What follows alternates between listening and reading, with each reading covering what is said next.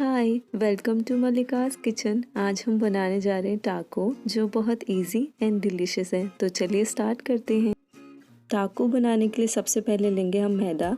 ये डो मैंने ऑलरेडी पहले से बना के रखा हुआ था। मैंने 1.5 कप मैदा लिया है। नॉर्मल डो बनाना है जैसे आप रोटी के लिए बनाते हैं, ना कोई सॉल्ट ऐड करा ना कोई ऑयल।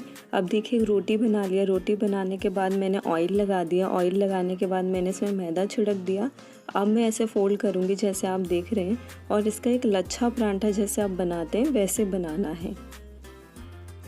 ये देखिए अब मैं इसको फोल्ड करूँगी। फोल्ड करने के बाद इसका एक रोटी जैसे आप जो भी कहते हैं, परांठा या रोटी, वैसे करके बेल लीजिएगा। और आप जो ये मैदे का डो बनाएंगे इसको आप फ्रिज में मत रखिएगा। ये हमारा जो है रोटी बन गया है। अब नॉन स्टिक पैन में डालेंगे। इसको ज़्यादा नहीं पकाना है, हल्का पकाना है, सेमी कुक करना है। रोटी को एक बार पलटने के बाद इसको थोड़ा सा और कुक करेंगे। एक बार और पलटूंगी। ये देखिए इसको हाफ कुक करना है, पूरा नहीं करना है। अगर आप ज़्यादा पकाएंगे तो रोटी फोल्ड नहीं होगी, टूट जाएगी। ये देखिए अब मैं आपको पास से दिखाती हूँ। ये देखिए इतना ही कुक करना है, इससे ज़्यादा नहीं करना है। मैंने चिकन सीख कबाब लिया है। ये रेडीमेड चिकन सीख कबाब है और मैं ऐसे कट कर लूँगी बीच में से। कट करने के बाद रोटी के सेंटर पे लगाऊंगी। लगाने के बाद रोटी को फोल्ड कर दूंगी। अब मैं रोटी पे लगाऊंगी ऑयल। मैंने ये 2 टेबलस्पून के करीब ऑयल डाला हुआ है। अच्छे से ऑयल लगाना है, नहीं तो टाको क्रंची नहीं बनेगा। और इसको लो फ्लेम पे पकाएंगे हम थोड़ी देर के लिए। और ये देखिए पक गया। अब हम इसको टर्न करेंगे। टर्न करने के बाद फिर से एक बार टर्न करेंगे। ये देखिए दोनों साइड से अच्छे से कुक करना है। और अब हम इसको बीच से ऐसे पकाएंगे ताकि जो सेंटर वाला पार्ट है वो कच्चा ना रह जाए।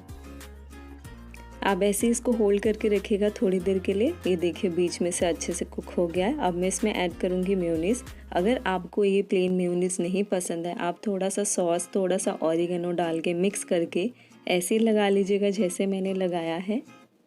अब मैं इसमें ऐड करूँगी ऑरिगेनो। आपके पास जो अवेलेबल है आप डाल सकते हैं। मैंने डोमिनोज़ का लिया है क्योंकि मेरे पास अभी यही वाला है। तो आपका जो फेवरेट ऑरिगेनो है आप वो डाल सकते हैं। अब मैं आपको पास से दिखाती हूँ। ये देखिए कितना क्रंची एंड यमी लग रहा है।